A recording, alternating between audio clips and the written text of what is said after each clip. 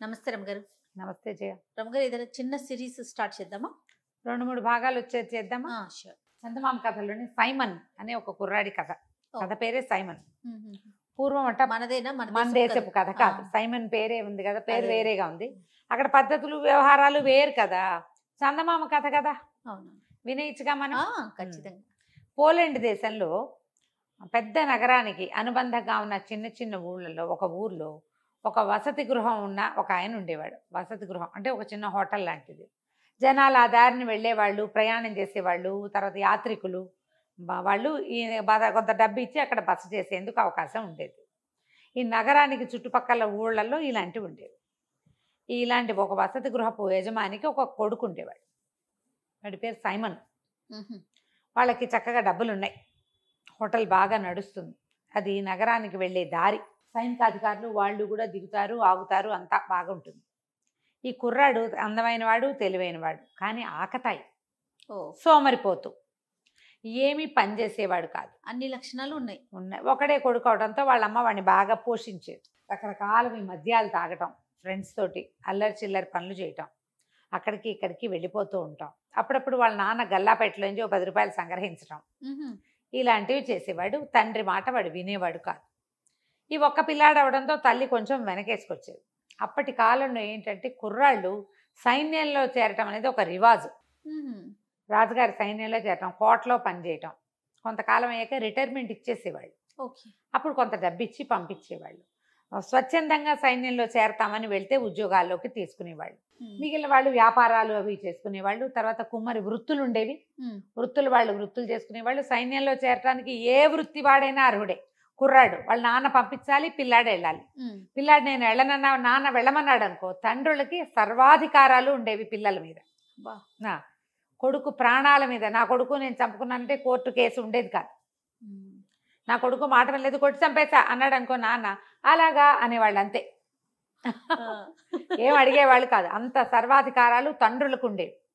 తండ్రి సైన్యంలోకి పంపాలంటే 5 మగపిల్లలు ఉంటే 5 పంపేవాడు. తల్లికి కూడా కాదనేందుకు అవకాశం లేదు. వాళ్ళ కాలము, వాళ్ళ దేశము అలాంటివి. ఈయన ఒకరోజు విసుగు పుట్టిపోయింది ఈ సైమన్ వాళ్ళ నాన్నకి. ఏం చేశాడు, సైనికుల దుస్తులు ఒక జత తెప్పించి వాడికి బట్టలు తొడిగించి చేతికో ఈటిచ్చి నగరానికి వెళ్ళిపో, తిరిగి చూసావా చంపేస్తానన్నాడు. ఈ బల్లెం ఇచ్చి నువ్వు పో, వెళ్ళి రాజుగారి దగ్గర గస్తీ భట్టుడుగా ఉండమని పంపేశాడు. తిరిగి వస్తే చంపుతానన్నాడు. నాన్న మాట కాదనడానికి వీళ్ళు అల్లరి చిల్లరగా ఇక్కడ ఎంతైనా తిరగచ్చు. ఆయన వెళ్ళిపోన్నాడు, వెళ్ళిపోవడమే. సరే ఇంట్లో నుంచి పంపిస్తే తల్లి ఏడిచింది, కానీ మనవాడు పోయి రాజుగారి దగ్గరికి చేరాడు. నగరానికి చేరాక ఒక గస్తీ భట్టుడుగా చేరాడు. అక్కడ ఏం చేస్తాడు, ఏదో చిన్న జీతం వస్తుంది.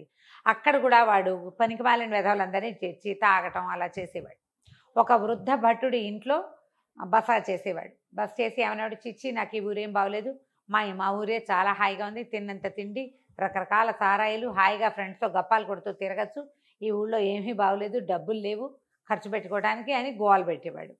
ఆ భట్టుడు వాడి ఈ కుర్రాడిని చూసి ఆయన సరదాకి ఆయన ఏమన్నాడంటే, ఒరే ఏముందిరా, ఓ పని చెయ్యి, మీ నాన్నకు ఒక ఉత్తరం రాయి, నాకు ఇక్కడ ఉద్యోగం బాగా కుదిరింది, నన్ను జమీదారుగా ప్రమోషన్ ఇచ్చారు, ఇక్కడ అందరికీ పార్టీ ఇవ్వాలి, డబ్బులు పంపించమను మీ నాన్నని అనగానే వీడికి మంచి ఐడియా తట్టింది. నాన్నకు ఉత్తరం రాశాడు. నాన్న నేను ఉద్యోగంలో చేరా 3 నెలలు అయింది కదా, 4 నెలల్లో జమీదారుగా నా బాధ్యతను గమనించి ఉద్యోగం ఇచ్చారు, ప్రమోషన్ వచ్చింది, ఇక్కడ చాలామంది స్నేహితులు అందరూ పార్టీ అడుగుతున్నారు, నా జీతం నాకే సరిపోతుంది అనగానే వాళ్ళ నాన్న సంతోషించి కొడుకు ప్రయోజకుడయ్యాడని డబ్బులు పంపాడు.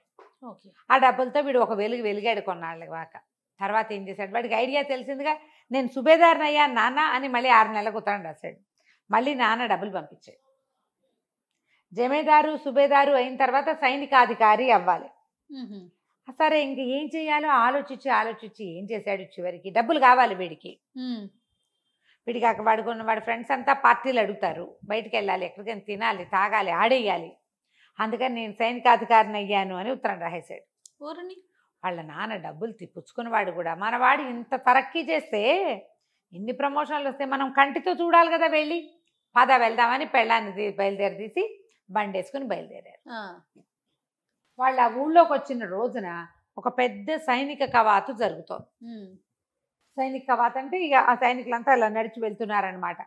రాజుగారు వెళ్తుంటే రాజుగారి ముందు మొత్తం సైన్యం అంతా, ఇప్పుడు మనకు కూడా ఉన్నాయిగా సైనిక కవాతు, సైనిక వందనాలు, ఇవేవో జరుగుతాయి. ఇవన్నీ పాత పద్ధతులే కదా ఈ రమ్మగారు. బ్రిటిష్ పేర్లు మార్పు అంతే. అంటే అవన్నీ ఇంగ్లీష్వి. ఎస్ మీరు ఒక్కొక్కటి కొన్ని విషయాలు చెప్తుంటే ఇప్పుడు మనం ఫాలో అవుతుంటాం, కానీ అవన్నీ ఒకప్పుడు ఉన్నవే కదా. బ్రిటిష్ కల్చర్ అది. సైనిక వందనాలు అవన్నీ వాళ్ళవే. అయితే ఈ వెళ్తూ ఉంటే వీళ్ళు అక్కడ నిలబడి అదంతా చూశారు. అమ్మా నాన్న బండి దిగి కొడుకు కనిపించల వెతుకుతున్నారు. సైనికాధికారులు అంటే ప్రత్యేకమైన దుస్తులు అంటే వాళ్ళకి తెలిసి ఇప్పుడు డెసిగ్నేషన్ కానిస్టేబుల్కి ఎస్ఐకి సిఐకి మనకి డిఫరెన్స్ తెలుస్తాయి. ఐజీ బట్టలు అవి వేరుగా ఉంటాయి. అవును. యూనిఫామ్స్ తెలుసు వీళ్ళకి. సైనికాధికారులు చాలామంది కనబడతారు, అందులో సైమన్ లేడు. ఆయన ఏం చేశాడు, అక్కడ నుంచున్న భట్టుడిని ఎవరినో, అబ్బాయి సైనికాధికారి సైమన్ కనపడ్డేమిటో అని అడిగాడు. సైమనా, ఆ పేరుతో అధికారులు ఎవరు లేరండి చెప్పేశారు అన్నాడు. అనేసరికి ఉన్నారోయ్, సైమన్ సైనికాధికారి అయ్యాడు 10 రోజులు 20 రోజుల క్రితమే, ఉత్తరం కూడా వచ్చింది మాకు అన్నాడు. అనేసరికి లేడండి, ఆ పేరుతో గస్తీ భట్టుడు ఒకడు ఉండాలి, ఫలానా ఊరు నుంచి వచ్చిన వాడు అని చెప్పేసి. ఈయనకు అర్థమైపోయింది,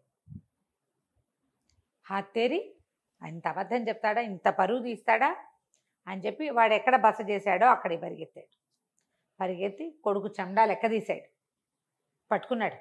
చిత్రవధ చేస్తాను నిన్ను, నీ వల్ల నేను ఊళ్ళో అందరి ముందు పరువు పోగొట్టుకుంటా. ఇప్పుడు నిన్ను తీసుకెళ్తే నువ్వు గస్తీ పట్టాడు, నువ్వు జమీదారు అయ్యావు, సుబేదారు అయ్యావు, సైనికాధికారి అయ్యావు అని నేను వచ్చిన వాళ్ళందరికీ చెప్పుకుంటుంటే సైనికాధికారిగా చచ్చిపోయాడని చెప్తా అని చెప్పేసి కొడుకుని పట్టేసుకున్నాడు. తల్లి బతిమలాడింది, కొట్టండి, శిక్షించండి, చంపద్దు అని. ఆయన ఒప్పుకోలే. నువ్వు పెళ్ళానివి, నోరు మూసు పడుండు, తండ్రి నేను, వీడిని చంపే హక్కు ఉంది నాకు అని చెప్పి వాడిని కాళ్ళు చేతులు కట్టేసి బండిలో వెనకాల పడేసుకుని మొగుడు పెళ్ళాం బండి ఎక్కారు. ఎక్కేసరికి వృద్ధ భట్టుడు వీడికి పిచ్చి సలహా ఇచ్చి దొంగ మాటలతో డబ్బులు తెప్పించుకునే ఉపాయం చెప్పాడు కదా.